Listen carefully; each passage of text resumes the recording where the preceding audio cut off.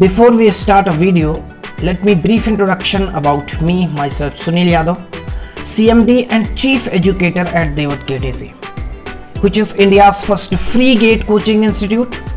Having 4+ years teaching experience, I have secured All India rank 112 in GATE 2020. Feel free to contact us on these details if you have any query.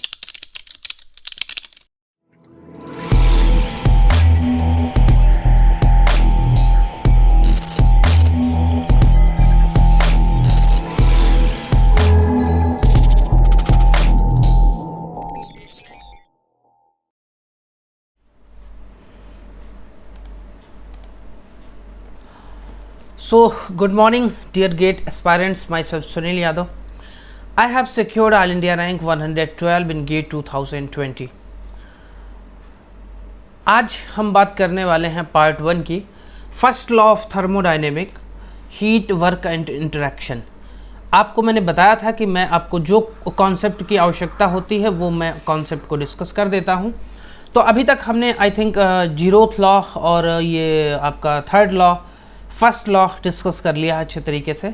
Second law का जब term आएगा तो second law को हम discuss करेंगे। तो previous topic में हमने फर्स्ट लॉ को हमने अच्छे तरीके से डिस्कस किया, उसमें heat work and energy interaction ये सारी चीज़ें हमने देखी। अब उससे रिलेटेड प्रैक्टिकल एग्जांपल्स मैं आपके सामने लेके आ रहा हूँ।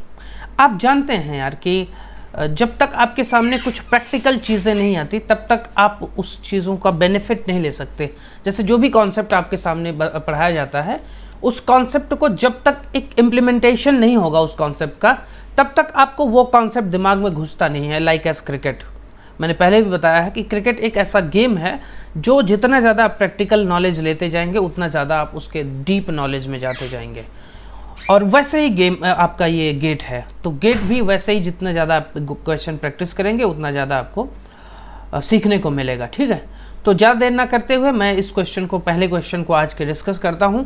लेकिन एक चीज़ मैं आपको बताना चाहूँगा कि साथ ही साथ कॉन्सेप्ट तो मैं डिस्कस करता ही हूँ डिफरेंट वीडियोज़ में, लेकिन जो क्वेश्चन मैं डिस्कस करता हूँ अगर कुछ थोड़ा बहुत कॉन्सेप्ट रिमेनिंग बच जाता है तो वो कॉन्सेप्ट हम क्या करते हैं, इन्हीं क्वेश्चंस के माध्यम से सीख लेते हैं। ठीक है, तो आई होप सो कि आपकी तैयारी अच्छी चल रही होगी। तो हम शुरुआत करते हैं वीडियो की। कह रहे हैं कि an insulated rigid vessel contains a mixture of fuel and air. एक इंसुलेटेड रिजिड वेसल है। आप जानते हैं कि इंसुलेटेड जो रिजिड वेसल्स होते हैं वो कैसे होते हैं। चलिए मैं थोड़ा सा प्रॉपर ये ले लेता हूँ ना, इसको थोड़ा सा हटा देते हैं। ठीक है, ठीक है। एक मैंने ये ले लिया रिजिड वेसल और इसको मैंने क्या कर दिया, इंसुलेटेड कर दिया चारों तरफ से। ठीक, इंसुलेशन का मतलब आप जानते हैं, इंसुलेशन का मतलब हुआ कि यहाँ से क्यू ट्रांसफ़र नहीं होगी। ये अगर मैं ये जो मैंने ये बनाया ये बाउंड्री है, तो यहाँ से ना क्यू बाहर जाएगी और ना ही क्यू अंदर आ सकती है। तो इंसुलेशन का मतलब यही होता है। ठीक है, अब कह रहे हैं contains a mixture of fuel and air. Fuel and air के मिक्सचर को ये कंटेन कर रहा है, फ्यूल प्लस एयर ये मिक्सचर को कंटेन कर रहा है। ठीक है, ठीक है। The mixture is ignited by a minute spark. अब ये कह रहे हैं कि मिक्सचर को मैंने क्या किया, भी मैंने एक मान लीजिए एक स्पार्क सिस्टम लगा रखा था और मैंने स्पार्किंग के जरिए मैंने मिक्सचर को इग्नाइट किया, माइन्यूट स्पार्क दिया मैंने छोटा सा, और मैंने इस मिक्सचर को क्या कर दिया, इग्नाइट कर दिया। ठीक है, ठीक है। The content of the vessel experiences. अब वेसल के अंदर जो ये कंटेंट है ये क्या एक्सपीरियंस करेगा, क्या एक्सपीरियंस करेगा, लाइक एज कि इन्होंने क्वेश्चंस जो ऑप्शंस दिए हैं उस ऑप्शन के अकॉर्डिंग आपको आंसर करना है। देखिए 1993 में 1 मार्क्स का क्वेश्चन है, लेकिन आज भी ये 2021 या 22 के क्वेश्चन से डिजर्व करता है, क्योंकि यहाँ से आपको कॉन्सेप्ट निकलता है। आप जानते हैं मैं आपके सामने हर क्वेश्चन डिस्कस नहीं करता, मैं वही क्वेश्चन डिस्कस करता हूँ जहाँ से आने वाले फ्यूचर में भी आपको कॉन्सेप्ट सीखने को मिलता है। ठीक है, तो कह रहे हैं कि ये जो कंटेंट है वेसल का जो कंटेंट है वो क्या एक्सपीरियंस करेगा। पहला, increase in temperature, pressure and energy. देखिए अगर मैं इसको यहाँ पे कोई फ्यूल था और फ्यूल और एयर का मिक्सचर था और मैं यहाँ पे अगर इग्नाइट करता हूँ तो भाई इसका टेम्परेचर तो बढ़ेगा, बिल्कुल सही है। और टेम्परेचर बढ़ेगा तो फिर प्रेशर भी बढ़ेगा, क्योंकि अगर मैं एयर को देखूं, एयर को एज एन आइडियल गैस भी कभी कभी लेते ही हैं अक्सर, आइडियल गैस एयर को एज्यूम करते हैं। और आइडियल गैस की सिचुएशन क्या होती है sir? PV is equal to MRT। अगर मैं कहूं कि वॉल्यूम कांस्टेंट है, जो कि है, और MR वैसे भी कांस्टेंट होता है, तो pressure is directly proportional to temperature होता है। इसका मतलब टेम्परेचर बढ़ेगा तो फिर प्रेशर बढ़ेगा, बिल्कुल सही है। लेकिन एनर्जी भी बढ़ेगी। क्या temperature is a measure of energy? क्या मैं ये कहूंगा कि किसी चीज का टेम्परेचर बढ़ रहा है तो वो एनर्जी बढ़ रहा है? क्या ऐसा मैं बोल सकता हूं? ऐसा तो मैं बोल शायद नहीं सकता। क्यों? क्योंकि एनर्जी बढ़ती थोड़ी है यार। एनर्जी की डेफिनेशन ही यही है कि energy neither be created nor be destroyed. आप एक स्पार्क दे रहे हैं तो एनर्जी थोड़ी दे रहे हैं, आपने हीट दिया। और एनर्जी जो है, देखिए ध्यान समझिए, आप मान लीजिए इसके अंदर केमिकल एनर्जी थी, ठीक, केमिकल एनर्जी थी। अब केमिकल एनर्जी मान लीजिए बर्न हो गई, बर्न होकर के आपको एक, मान लीजिए इसमें कोई शाफ्ट लगा था या कुछ भी लगा था, आपको कोई मैकेनिकल एनर्जी दे दिया, या फिर केमिकल एनर्जी आपकी किसमें हो गई? केमिकल एनर्जी आपकी कन्वर्ट हो गई ये समझ लीजिए कि एंथैल्पी में, या इंटरनल एनर्जी में। मतलब कुल मिला के मेरा कहने का मतलब ये है कि यार एनर्जी जो है वो एक फॉर्म से दूसरे फॉर्म में कन्वर्ट हो सकती है स्पार्क देने की वजह से। लेकिन कहिए कि एनर्जी बढ़ जाएगी तो एनर्जी के बढ़ने का सवाल तो हो ही नहीं सकता, क्योंकि एनर्जी तो वही थी ना जितनी एनर्जी थी वो उसमें, जितना ही फ्यूल एयर का मिक्सचर था, अगर मैं उसमें और मिक्सचर मिला देता तब तो एनर्जी के बढ़ने के चांसेस थे। लेकिन अगर मैं मिक्सचर को वही रख रहा हूं और वो क्लोज्ड वेसल में है और ख़ास करके क्या है, वो इंसुलेटेड है, इंसुलेटेड है, तो उसमें आप हीट सप्लाई कर ही नहीं सकते। और जब हीट सप्लाई नहीं कर रहे हैं तो अंदर जो एनर्जी है वही एनर्जी रहेगी। देखिए फर्स्ट लॉ ऑफ थर्मोडायनेमिक के अकॉर्डिंग भी अगर हम देखें तो आज हम दोपहर को हमने पढ़ा है, कल शाम को हमने पढ़ा था फर्स्ट लॉ ऑफ थर्मोडायनेमिक, और उसमें क्या था? dQ is equal to del E plus DW। क्यों? यही पढ़ा था। और आप जानते हैं, इसको मैं अगर एक्सप्लेन करूं तो dQ is equal to E2 minus E1 होता है प्लस DW। यहां पे एनर्जी बढ़ी, क्यों? क्योंकि आपने Q सप्लाई किया किसी सिस्टम को, आपने जब Q सप्लाई किया तो ऑब्वियसली एनर्जी बढ़ेगी इसके। अरे भाई हीट एक फॉर्म ऑफ एनर्जी ही तो है। लेकिन अगर आप इंसुलेटेड कर दे रहे हैं, बॉक्स को इंसुलेटेड कर दे रहे हैं, ना हीट जा सकती है ना आ सकती है, तो फिर एनर्जी के बढ़ने का कोई सवाल ही नहीं है। अंदर जो फ्यूल है वो अपनी जो स्टेट है उसको चेंज करके अदर एनर्जी में कन्वर्ट हो सकता है, लेकिन इंक्रीज या डिक्रीज या कुछ नहीं होगा। ठीक है, तो ऑप्शन दूसरा क्या देखते हैं कि पहला ऑप्शन गलत हो गया। दूसरा ऑप्शन क्या है? Decrease in temperature. ये तो बिल्कुल गलत है, टेम्परेचर नहीं डिक्रीज करेगा। Increase in temperature and pressure but no change in energy. बिल्कुल, अभी तो यही हम डिस्कस कर रहे थे, अभी हमने यही डिस्कस किया कि increase in temperature and pressure but no change in energy, यही ऑप्शन हमको सही लग रहा है। ठीक है, दूसरा increase in temperature and pressure but decrease in energy, ये भी नहीं हो सकता, डिक्रीज भी नहीं होगी। तो ऑप्शन समझ में आए कि क्या सही होगा? देख रहे हैं कितना कॉन्सेप्चुअल क्वेश्चन है। तो ऐसे ही क्वेश्चंस का हम डिस्कशन लगाएंगे। अब देखिए, इसीलिए मैंने कल शाम को आपको फर्स्ट लॉ ऑफ थर्मोडायनेमिक्स बता दिया था, क्योंकि देखिए ये क्वेश्चन उसी से रिलेटेड है। First law of thermodynamics takes the form W is equal to minus del H when applied to. W is equal to minus del H first law of thermodynamic कब आ सकता है?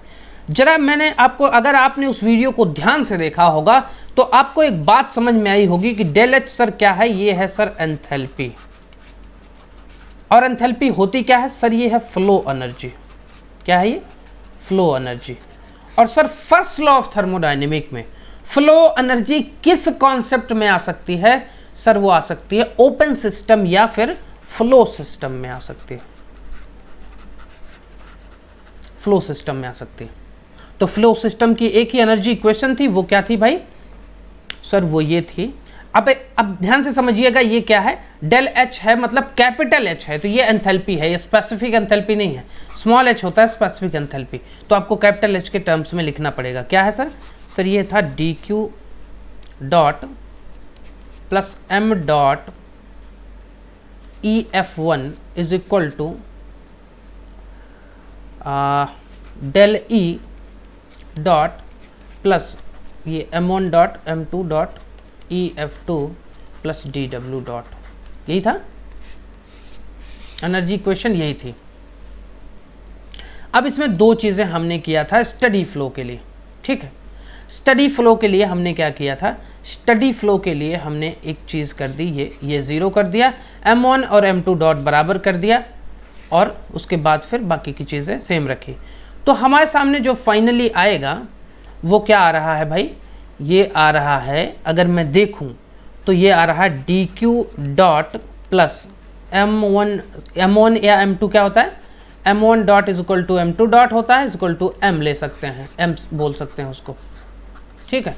तो आप क्या करेंगे? m dot h1 plus c1 square by 2 plus gz1, ठीक है, is equal to m dot h2 plus c2 square by 2 plus gz2 प्लस dw डॉट, है कि नहीं? अब ध्यान समझना कि m डॉट स्मॉल h1 क्या हो जाएगा? ये कैपिटल H। बाकी की चर्चा तो इसने की नहीं है, तो जो भी चर्चाएं नहीं होती इसको हम नेग्लेक्ट कर देते हैं, ठीक है, बाकी हम नेग्लेक्ट कर देते हैं। अब हमारे सामने क्या बचा? हमारे सामने बचा D Q dot plus m dot h1। अगर मैं मान लीजिए h1 माइनस h2 या h2 माइनस h1 को उधर लेके जाता हूँ, तो हमारे सामने क्या इक्वेशन आ जाती है? हमारे सामने सर इक्वेशन आ जाएगी ये m dot h2 minus h1 plus dw, यही आएगा। h2 माइनस h1, इधर इसको इधर लेके चला गया मैं, ये इक्वेशन आ रही है। ये इक्वेशन में अब मुझे बताओ कि अगर मैं कहूँ कि h2 माइनस h1 क्या है, तो आप कहेंगे कि सर डेल h है, स्मॉल h है। लेकिन डेल h स्मॉल h को अगर हम m डॉट से मल्टीप्लाई कर दें तो यही तो होता है capital H, del capital H। क्योंकि किसी भी इस चीज़ को अगर हम मास से डिवाइड कर देते हैं तो वो क्या हो जाता है? स्पेसिफिक हो जाता है, और ये हो जाएगा स्पेसिफिक एंथैल्पी। ये बात मैंने कई वीडियोस में डिस्कस की हुई है। देखिए, जो चीज़ मैं डिस्कस कर लेता हूँ उसको मैं बार बार फोकस नहीं करता, नहीं तो मैं अभी आपको ये भी एक्सप्लेन करता कि स्पेसिफिक एंथैल्पी आया कहाँ से, मास क्या होता है, मास को डिवाइड करने के बाद क्या होता है, वो सारी चीज़ें मैं डिस्कस कर चुका हूँ। तो यहाँ मुझे बताने में ज़्यादा मुश्किल नहीं होगी, क्योंकि अब आप देखिए कि अगर मैं, चूँकि हमारी सिचुएशन क्या थी, हमारी सिचुएशन जो है क्वेश्चन में, या देखना,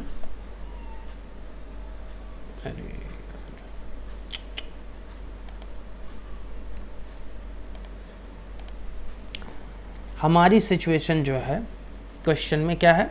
ये है, कह रहे हैं कि W is equal to del H, W is equal to del H किस सिचुएशन में आ सकता है, ठीक है। फर्स्ट लॉ ऑफ थर्मोडायनेमिक के अकॉर्डिंग किस सिचुएशन में आ सकता है? तो W is equal to del H minus del H, sorry minus del H है। तो जरा देखना, अगर मैं कहूं कि डी क्यू जीरो है, दैट मीन्स कि इंसुलेटेड है, सिस्टम इंसुलेटेड या आइसोलेटेड, या इसी को बोलते हैं एडियाबेटिक।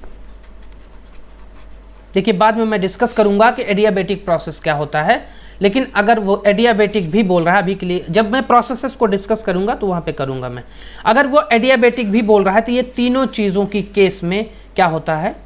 डी क्यू क्या हो जाता है? ज़ीरो हो जाता है। ध्यान से समझना ये चीज़। तो अगर ये डी क्यू है तो ज़ीरो हो जाएगा, और ये क्या हो जाएगा? Del h. मतलब कि आपके पास इक्वेशन क्या आई? सर मेरे पास इक्वेशन है डेल एच प्लस डी डब्ल्यू इज इक्वल टू ज़ीरो। तो अगर मैं डी डब्ल्यू इज इक्वल टू निकालना चाहूँ तो क्या माइनस डेल एच आ रहा है? सर बिल्कुल आ रहा है, इस सिचुएशन के अकॉर्डिंग तो बिल्कुल आ रहा है। ये बात कैसे पता चली? मैंने आपको शुरुआत से बताई कि कैसे कैसे आपको फॉर्म करना है। फॉर्म ये करना है कि आपको पकड़ना क्या था? डेल एच, और डेल एच क्या होता है? एंथैल्पी होती है। एंथैल्पी का मतलब होता है फ्लो एनर्जी, फ्लो एनर्जी का मतलब होता है फ्लो सिस्टम। फ्लो सिस्टम जैसे ही आया आपको स्टडी फ्लो एनर्जी इक्वेशन लगा देनी है। अब आपके सामने वो जो क्वेश्चन था उसका ये जो आपका है आ गया है। अब इसके बाद हम ऑप्शंस को पढ़ते हैं।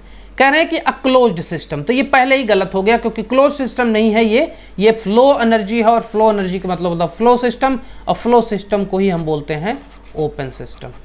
क्यों? अभी तो हमने कल ये बात डिस्कस की हुई है। Open system, an open system बिल्कुल सही है। अंडरगोइंग एन एडियाबेटिक प्रोसेस बिल्कुल सही है। अभी मैंने बताया एडियाबेटिक प्रोसेस की बात ये करेगा। एडियाबेटिक प्रोसेस, इस चीज़ को ध्यान रखना, बाद में मैं इसको डिस्कस करूंगा क्या है। जहां पे भी एडियाबेटिक प्रोसेस बोले वहां पे DQ 0 हो जाएगा, ठीक है। With negligible change in kinetic and potential energies बिल्कुल सही है। अभी तो हमने नेग्लेजिबल चेंज किया, क्या किया इसमें देखिए, चेंज इन पोटेंशियल एनर्जी और काइनेटिक एनर्जी को हमने नेग्लेजिबल कर दिया था और एडियाबेटिक हमने कर दिया था, और ये तब आपके सामने क्या आ गया? DQ is equal to del H minus del h. और यही बात तो ये बार बार समझाने की कोशिश में है, ठीक है।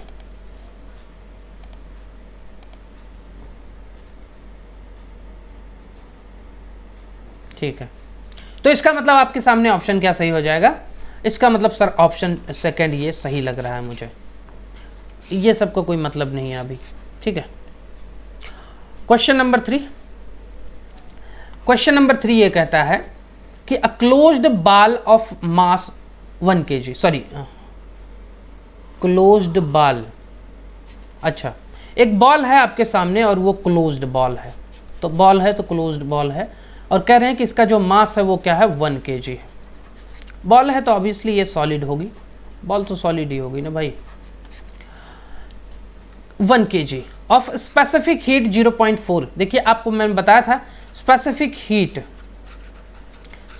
हीट जब क्या करें? सॉलिड या लिक्विड की बात करें, सॉलिड एंड लिक्विड की बात करें, तो आपके पास स्पेसिफिक हीट जो होती है वो कांस्टेंट होती है। कांस्टेंट इन द सेंस कि अगर वो सिर्फ ये आपकी ये गैस की बात करेगा तो यहाँ पे स्पेसिफिक हीट 2 टाइप की हो जाती है। वो क्या? एक कांस्टेंट प्रेशर पे, एक कांस्टेंट वॉल्यूम पे। कांस्टेंट प्रेशर और कांस्टेंट वॉल्यूम पे स्पेसिफिक हीट्स जो होती हैं वो अलग अलग हो जाती हैं, लेकिन in case of solid and liquid specific heat constant होती है, वो चाहे Cp हो, Cp is equal to Cv is equal to C ही हम बोलते हैं, ठीक है। यह है स्पेसिफिक हीट, यह है स्पेसिफिक हीट, चीज समझ में आई? तो इन्होंने कहा कि सॉलिड जो है उसका मास m है और ये जो इसकी स्पेसिफिक हीट है वो कितनी है? 0.4 किलो जूल पर kg, ठीक। इज एट अ टेम्परेचर, कह रहे हैं कि ये किस टेम्परेचर पे है? ये टेम्परेचर पे है सर, ये टेम्परेचर पे है 60 डिग्री सेल्सियस टेम्परेचर पे।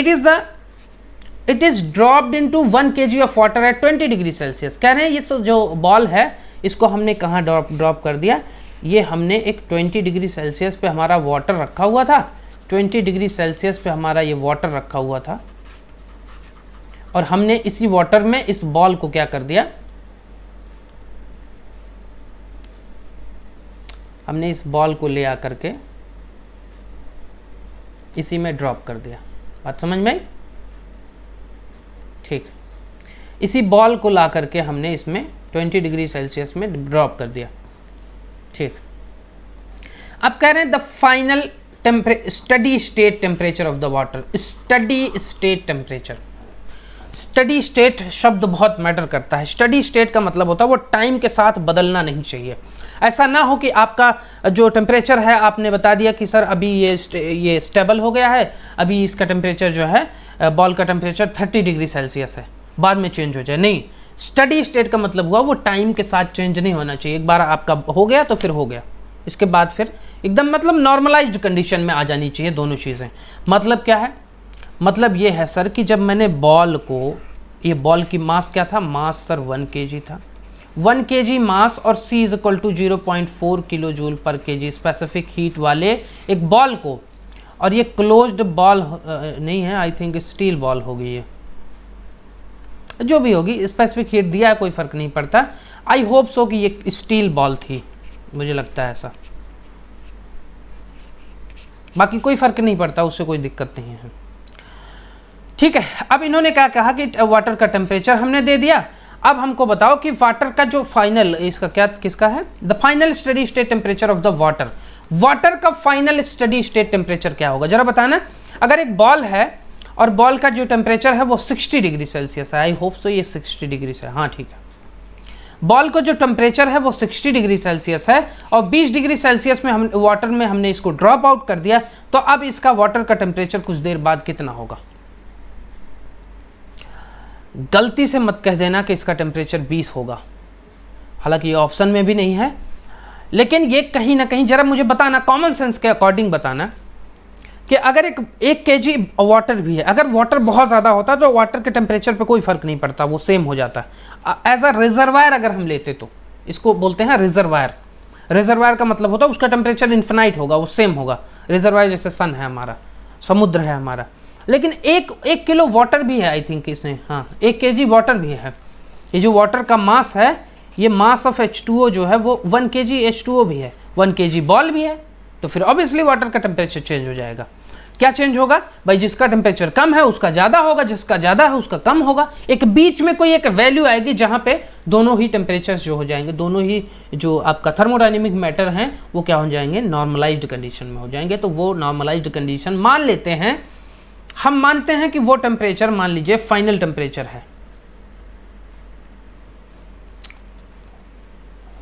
मानते हैं कि वो क्या है, TF is the final temperature, final temperature, ठीक, TF is the final temperature. अब क्या करना है हमको भाई, जो हीट इसमें से निकली वही हीट हमको उसमें ले जाके रख देनी है, बस। जो हीट हमारी हाई टेम्परेचर पे था हमारा स्टील बॉडी बॉल, वो उसकी हीट जो निकली वो कहाँ पे निकली, आपकी इस टेम्परेचर तक, फाइनल टेम्परेचर तक, यहाँ तक गई इसकी हीट। ऐसा नहीं करना, गलती से मत कर देना कि सर हीट का मतलब होता है MC del T, और del T का मतलब हुआ सर कि मान लीजिए हमको ये निकालना है तो 20 माइनस ये कर दिया हमने, 20 माइनस आपका 60 कर दिया। ऐसा बिल्कुल नहीं करना है, इस चीज़ का विशेष ध्यान रखना। क्यों? क्योंकि 20 तक थोड़ी फाइनल टेम्परेचर जा रहा है, फाइनल टेम्परेचर तो अभी पता ही नहीं है, वही तो पूछ रहा है वो क्वेश्चन में, यही तो पूछ रहा है कि फाइनल टेम्परेचर क्या होगा। तो बहुत से लोग सोचेंगे कि सर 60 से ये इसका 60 डिग्री सेल्सियस टेम्परेचर था, 60 से ये 20 तक गया, यहाँ से यहाँ माइनस कर देते हैं। नहीं, यही मिस्टेक होती है, ठीक है। तो दोनों हीट को आप बराबर कर सकते हैं, या फिर अगर आप T final minus T initial करना चाहें तो फिर आप वैसे ही कर सकते हैं, जैसे मर्जी कर सकते हैं। तो मैं ये चेक करता हूँ कि जो एनर्जी बैलेंस करते हैं, हर जगह एनर्जी बैलेंस ही है। एनर्जी बैलेंस कैसे करेंगे, जो यहाँ से हीट निकली स्टील से, स्टील बॉडी से हीट कितनी निकली सर, स्टील का मास, स्टील का स्पेसिफिक हीट और स्टील का चेंज इन टेम्परेचर, मतलब कि आपका ये जो ये है हाई टेम्परेचर है, हाई टेम्परेचर से लो टेम्परेचर, चूंकि स्टील का टेम्परेचर तो ऑब्वियसली कम होगा, जिसका हाई बॉडी टेम्परेचर है उसका कम होगा, इज इक्वल टू दूसरा क्या होगा, mass of water, specific heat of water, और फिर वाटर का टेम्परेचर बढ़ जाएगा, तो इसलिए इसको हम TF माइनस T, सॉरी ये 20 डिग्री सेल्सियस दिया हुआ है, 20 डिग्री सेल्सियस, ठीक। अब यहाँ पे mass of steel 1 kg, mass of water 1 kg, ये एक दूसरे से कट जाएंगे। ये specific heat of steel 0.4 kg, kilo joule पर kg है, ध्यान रखना। और ये क्या है, हाँ, वाटर का स्पेसिफिक हीट कितना होता है हमेशा याद रखना। अगर क्वेश्चन में, इसीलिए जानबूझ के इसने क्वेश्चन में दिया नहीं है, क्वेश्चन में ना दिया हो तो ऑलवेज याद रखना 4.18 किलो जूल पर kg होता है वाटर का स्पेसिफिक हीट, हमेशा याद रखना, ये हमेशा आपके काम आएगा। तो हमने क्या कर दिया, 4.18 किलो जूल पर kg रख दिया, ठीक है। तो अगर हम थोड़ा सा कैलकुलेटर का यूज़ करते हैं तो हमारे सामने क्या वैल्यूज़ आ जाएंगी, एक सेकेंड,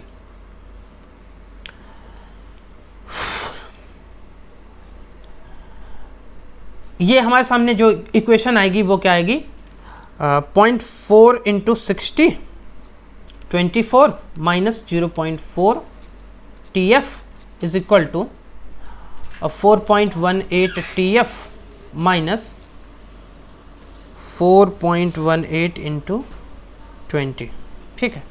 तो ये क्या हो जाएगा 83.6। अब अगर मैं इसको बैलेंस करता हूँ तो ये क्या हो जाएगा 4.18 TF 4.18 TF plus 0.4 TF is equal to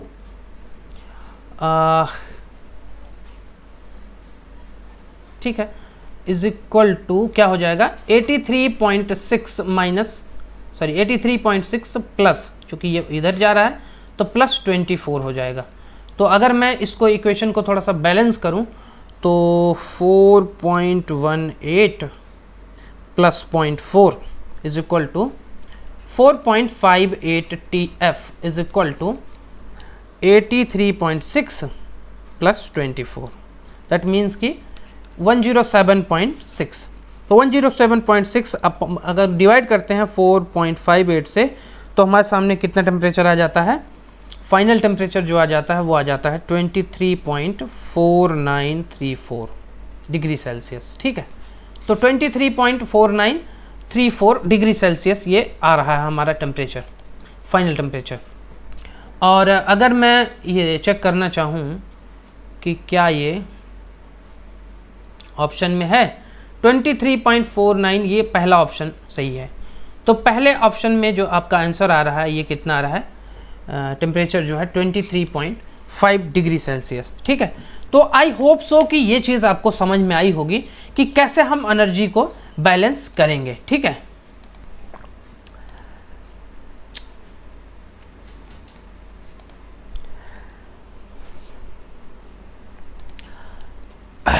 ठीक है, तो आपका ऑप्शन आ गया। मतलब आपको क्या करना है, एनर्जी बैलेंस कर देना है। और एनर्जी को कैसे बैलेंस करना है, हमेशा याद रखना कि जब आप अभी इसी क्वेश्चन को आप क्या कर सकते थे, T4 माइनस, मान लीजिए कि ये T final minus T initial है, T final minus T initial, अगर आप कह रहे हैं T final minus T initial करना है तो आपको क्या करना, दोनों एनर्जी को एक तरफ जोड़ देना, positive energy plus negative energy is equal to 0 कर देना तो भी आ जाएगा, कोई इशू नहीं है। चलिए नेक्स्ट क्वेश्चन क्या है, नेक्स्ट क्वेश्चन कह रहे हैं एक वर्टिकल सिलेंडर है with a freely floating piston. एक आपका वर्टिकल सिलेंडर है और ये सिलेंडर क्या है, फ्रीली फ्लोटिंग पिस्टन, मतलब ये सिलेंडर इन्होंने दिया हुआ है, कह रहे हैं कि ये इसके ऊपर कोई प्रेशर वेशर नहीं लग रहा है, ये फ्रीली फ्लोट करेगा, प्रेशर वेशर नहीं है, फ्रीली फ्लोट करेगा।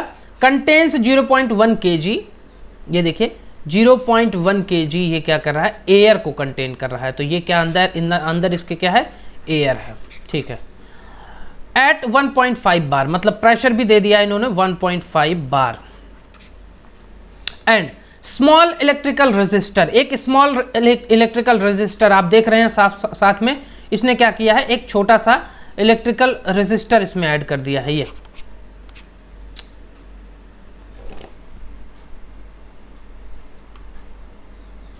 एक स्मॉल इलेक्ट्रिकल रेजिस्टर इन्होंने ऐड कर दिया है।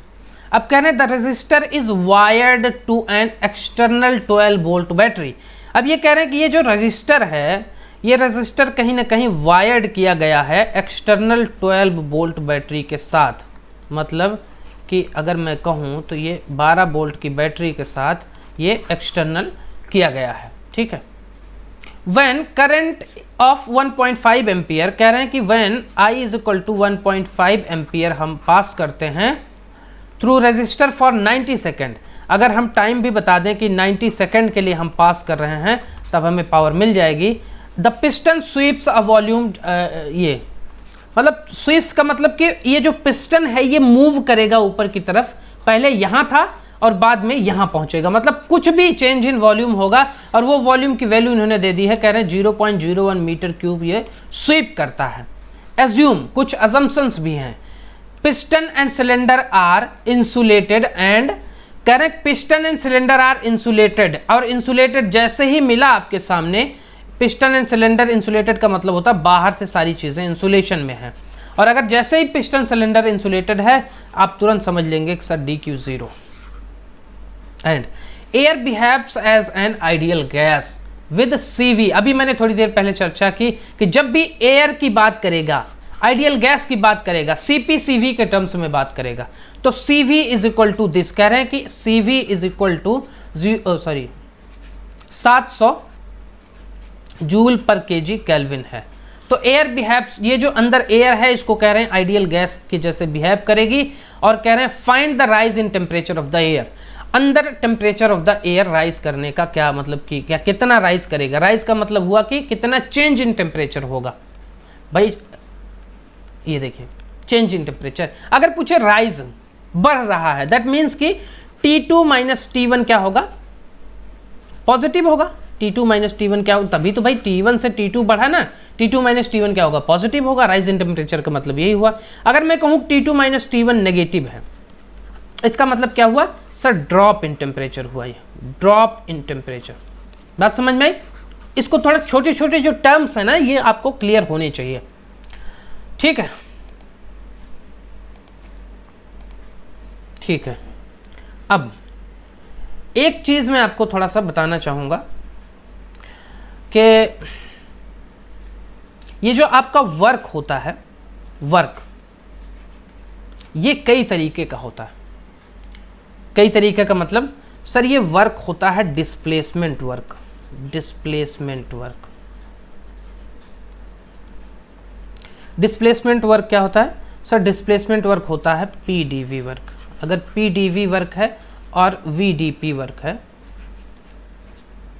सॉरी ये VdP नहीं PdV ही आप बोल सकते हैं डिस्प्लेसमेंट वर्क, ये फ्लो वर्क हो जाएगा। PdV वर्क जो है ये क्या है आपका डिस्प्लेसमेंट वर्क है। उसके बाद फिर होता है शाफ्ट वर्क। शाफ्ट वर्क क्या है, और इंटीग्रेशन ऑफ इस, ये सारे इंटीग्रेट होंगे, ये होगा TD थीटा। उसके बाद इलेक्ट्रिकल वर्क,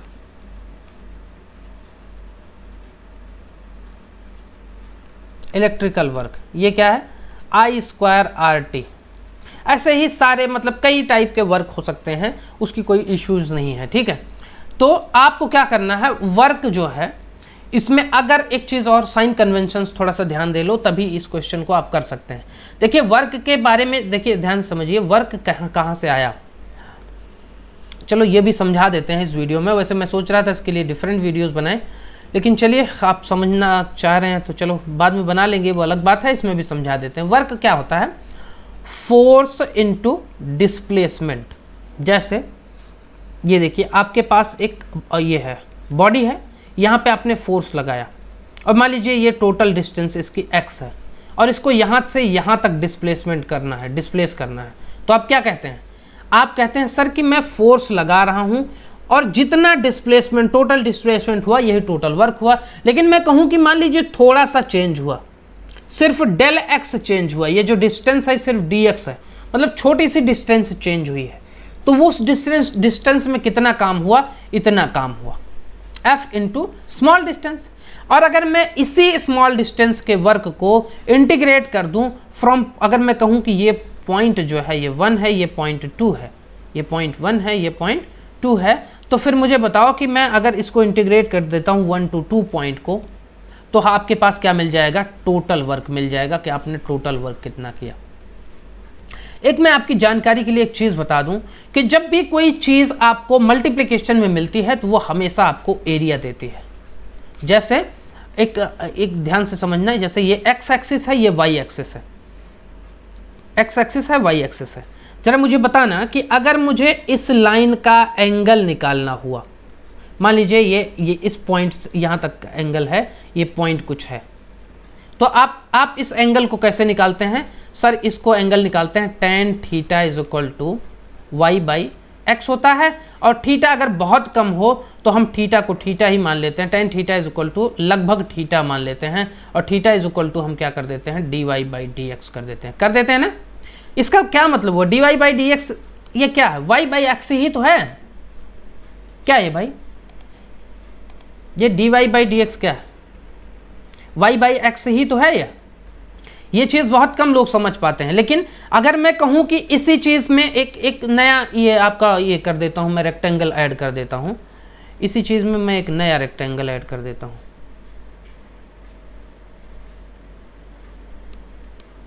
कुछ यार ये हैंग कर रहा है, कुछ आप लोग टेक्निकल स्टूडेंट हो, कुछ दिक्कत है इसमें, बताना यार क्या हैंगिंग का कैसे सॉल्व होगा ये ना।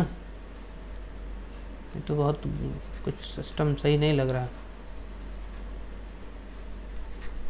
ठीक है, इसी में मैं ये कह रहा हूँ कि अगर मैं इसी में एक ये एरिया निकालना हुआ एरिया, तो हम क्या करते हैं सर, ये x इंटू वाई अगर हम कर दें, ये x एक्सिस में कितना जा रहा है, ये y एक्सिस में कितना जा रहा है, ये मैं x बोल रहा हूँ, ये y बोल रहा हूँ, तो x इंटू वाई क्या दे देगा आपको? एरिया दे देगा। तो हमेशा याद रखना, अगर y अपॉन x है तो वो आपको क्या देता है? एंगल देता है, एंगल देता है। और x इंटू वाई है तो वो आपको क्या देता है? एरिया देता है।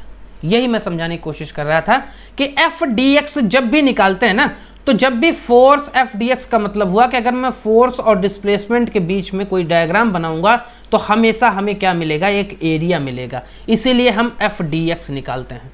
और इसीलिए फोर्स इंटू डिस्टेंस क्या होता है? फोर्स और डिस्टेंस के बीच में जब भी ग्राफ बनाएंगे एक एरिया बनाएंगे, और यही एरिया हमको क्या देता है? वर्क देता है। इसी कॉन्सेप्ट पे हम काम करते हैं थर्मोडायनेमिक प्रॉपर्टीज को लेकर के, P और V। मतलब कि जब हम P और V से बने हुए कोई भी आकार को देखते हैं तो वो हमें क्या देता है? वर्क देता है। और इसी को हम बोलते हैं डिस्प्लेसमेंट वर्क। ठीक, इसी को हम बोलते हैं displacement work. I hope so ये चीज़ आपको समझ में आई होगी। दूसरी चीज़, साथ में एक चीज़ और समझ लेते हैं।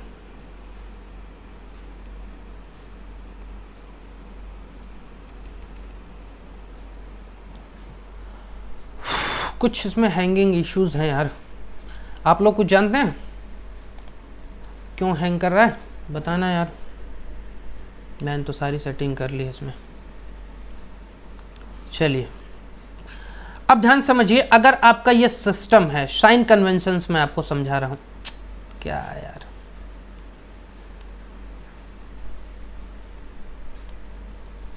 मैं आपको साइन कन्वेंशन समझा रहा हूं। इस चीज को याद रखना, ये इंटरनेशनली साइन कन्वेंशंस है। इसके अलावा आपकी इच्छा हो तो आप जो मर्जी ले सकते हैं, कोई इशू नहीं है। अगर ये आपका थर्मोडायनेमिक सिस्टम है, क्या है ये? Thermodynamic system. तो अगर आप सिस्टम में हीट को दे रहे हैं, ध्यान समझिएगा, अगर आप सिस्टम में हीट को सप्लाई कर रहे हैं तो ये क्या होगा? पॉजिटिव हीट होगी। और अगर हीट निकल रही है सिस्टम से तो उसको हम लेते हैं कि ये हीट निकल रही है अगर, तो यहाँ से क्या होगी? नेगेटिव हीट होगी। सेम कंडीशन क्या है? अगर हम सिस्टम पे वर्क करते हैं, अगर हम सिस्टम पे वर्क करते हैं तो ये हमारा सिस्टम पे वर्क क्या हो जाएगा? नेगेटिव वर्क हो जाएगा। लेकिन अगर सिस्टम से वर्क मिलता है तो हम उसको क्या लेते हैं?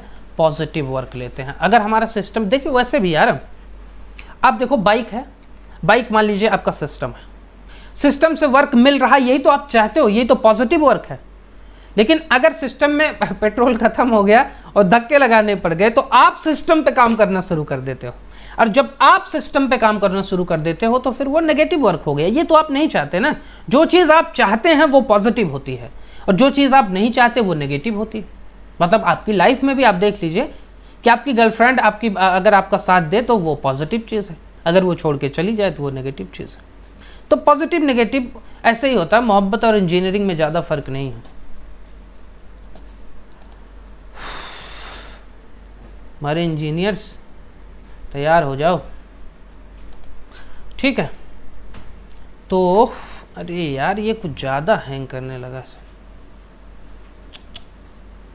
तो यहाँ पे हम आते हैं नेक्स्ट क्वेश्चन की तरफ। नेक्स्ट क्वेश्चन हमारा क्या था? ठीक है, अभी क्वेश्चन ये कंप्लीट नहीं हुआ था ना। हाँ, तो हमारे सामने क्या है? फर्स्ट लॉ ऑफ थर्मोडायनेमिक लगाते हैं। चूंकि ये सिस्टम क्लोज सिस्टम है, यहाँ से हीट ट्रांसफर नहीं हो रही है, मास तो ट्रांसफर हो ही नहीं सकता।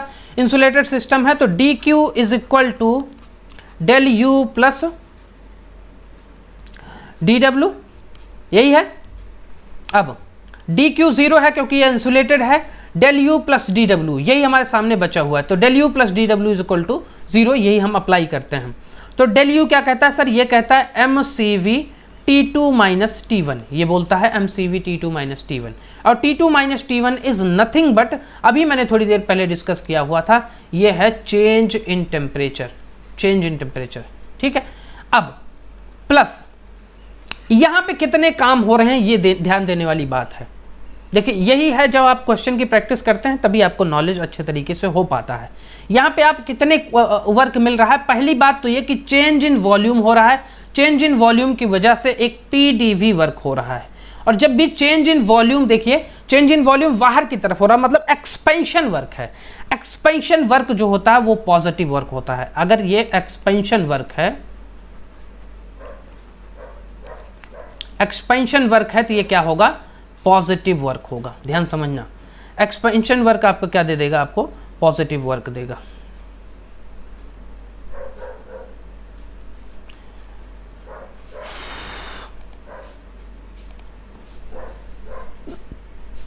ठीक है, एक्सपेंशन वर्क ये है, ये एक्सपेंशन वर्क क्या दे देगा, आपको पॉजिटिव वर्क दे देगा।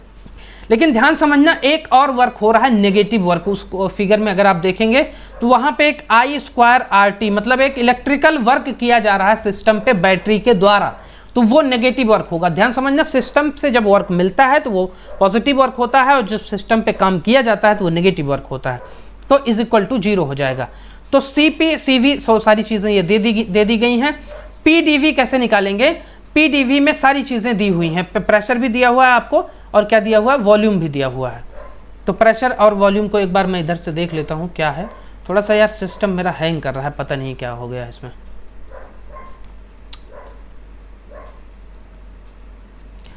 आपके सामने प्रेशर, सॉरी ये नेक्स्ट क्वेश्चन था।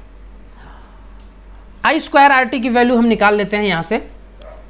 I² RT क्या है, I क्या है यहाँ पे, I है, इन्होंने दिया हुआ 1.5 एम्पियर, 1.5 एम्पियर का होल स्क्वायर। R कितना दिया हुआ है, R तो दिया हुआ नहीं है, रेजिस्टेंस नहीं दिया हुआ है, तो I² RT is equal to ही होता है VIT भी, ठीक है। तो VIT जब भी होगा तो ये किलो जूल में होगा, और अगर VI सिर्फ है तो वो क्या हो जाएगा, किलो वाट में होगा, मतलब पर यूनिट सेकंड से अगर डिवाइड कर देते हैं। देखिए ध्यान समझो, अगर ये VI है तो ये क्या है, किलो जूल में है। अगर ये VIT है तो इसका मतलब क्या हुआ, सॉरी ये क्या हो गया, सॉरी ये VIT है, किलो वाट में है। अगर VIT हो गया तो ये किलो जूल में हो जाएगा, क्योंकि पर यूनिट टाइम से डिवाइड कर दिया गया इसको। एक सेकेंड यार, ध्यान से समझो, अगर ये I² R है या VI है तो इसका मतलब होता है किलो वाट। बात समझ में आई। अब किलो वाट का मतलब होता है किलो जूल पर सेकेंड। अब क्या है कि अगर मैं इन सब चीज़ों को T से मल्टीप्लाई कर देता हूँ, T से मैं मल्टीप्लाई कर देता हूँ, ये लीजिए T से मैंने मल्टीप्लाई कर दिया, तो इसका मतलब यहाँ पे भी T से मल्टीप्लाई कर दिया, मतलब सेकंड से मल्टीप्लाई कर दिया, तो सेकंड से सेकंड कल जाएगा तो ये किलो जूल में हो जाएगा। दैट मीन्स कि I² R और VI अगर है तो ये इसकी यूनिट क्या हो जाएगी, किलो जूल में। यही बताने की कोशिश कर रहा था, ठीक है। वाह यार,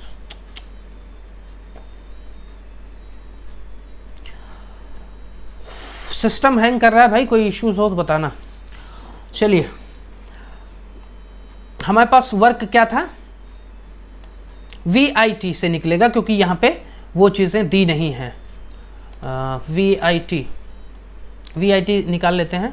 VIT से क्या होगा, वोल्ट हमारा 12 वोल्ट की बैटरी है, और I 12 वोल्ट की ही बैटरी है ना, हाँ ठीक है। I क्या है, 1.5 एम्पियर है, 1.5 एम्पियर है, और T किस में है, 90 सेकेंड में है, 90 सेकेंड में है। तो ये टोटल कितना आ जाएगा आपका, अगर मैं इसको मल्टीप्लाई करता हूँ तो ये आ जाएगा 12 × 1.5 × 90 इज इक्वल टू 1620 जूल, क्योंकि यहाँ किलो जूल का कोई कॉन्सेप्ट ही नहीं है। अभी किलो जूल में अगर हम देखेंगे तो 1.62 हो जाएगा किलो जूल। और दूसरा वर्क क्या है हमारा, PdV वर्क है दूसरा, PdV। और PdV की वैल्यू क्या है, प्रेशर यहाँ पे दिया हुआ है इसने, प्रेशर 1.5 बार। आप जानते हैं प्रेशर को मैं बहुत अच्छे से बताया था, बार का मतलब 10⁵ पास्कल, और पास्कल का मतलब होता है न्यूटन पर मीटर स्क्वायर, ठीक है। ये P और dV मतलब इनटू चेंज इन वॉल्यूम इन्होंने दिया हुआ 0.01 मीटर क्यूब। ठीक है, तो आपके सामने क्या आ गया कि 1.2 into 10⁵ into 0.01 is equal to P D V work आ गया 1200 जूल। बात समझना, पी 1200, ठीक है 1200 जूल आ गया। अब ध्यान समझना, यहीं पे मैं ये भी बता दे रहा हूँ, सिस्टम थोड़ा सा हैंग कर रहा है इसलिए मैं यार इधर उधर नहीं हो पा रहा है। CV भी दिया हुआ है, इसने CV दिया हुआ 700 जूल पर kg केल्विन। ठीक है, इस चीज़ को याद रखना। तो हमारे पास क्या आया, ये 1620 आया, वो 1200 आया और ये 700 आया। हम इसको थोड़ा सा राइट हैंड साइड में हमने जो एक इक्वेशन बनाई थी वहाँ पे हम इस चीज़ को समझते हैं।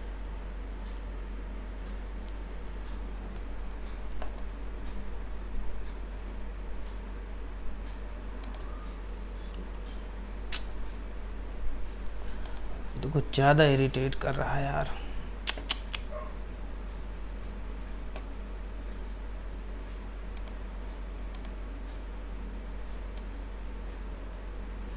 हाँ ये है, ठीक है। ये आपके सामने क्या है, 1620 आया, ये आपका ये आया I²RT नेगेटिव में है। तो आपके सामने फाइनली क्या आ गया, MCB मास दिया हुआ है शायद 1 kg मास है, और CV 700 दिया हुआ था, डेल T पूछ रहा था, प्लस PdV हमने क्या निकाला 1200 I think, plus minus 1620 is equal to 0। यही हमारी टोटल इक्वेशन हो गई। एक बार मैं फिर से चेक कर लेता हूँ कि क्या ये सही है।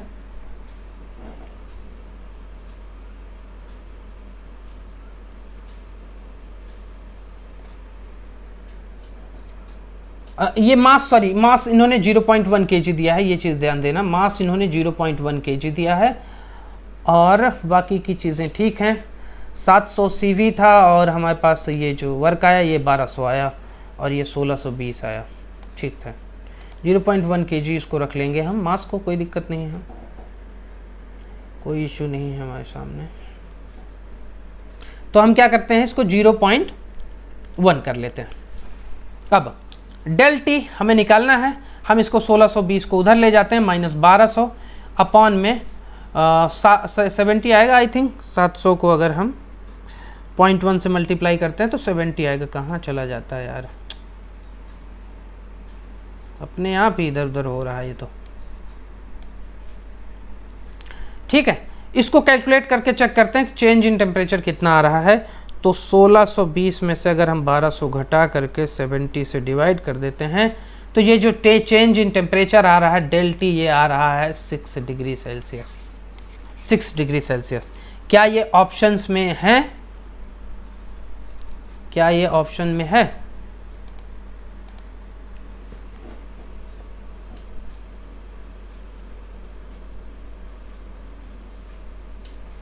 यहाँ ऑप्शन नहीं दिया हुआ है, तो इसका मतलब कि ये change in temperature, find the rise in temperature क्या हो जाएगा, 6 डिग्री सेल्सियस ये बढ़ा है, 6 डिग्री सेल्सियस। बात समझ में आई?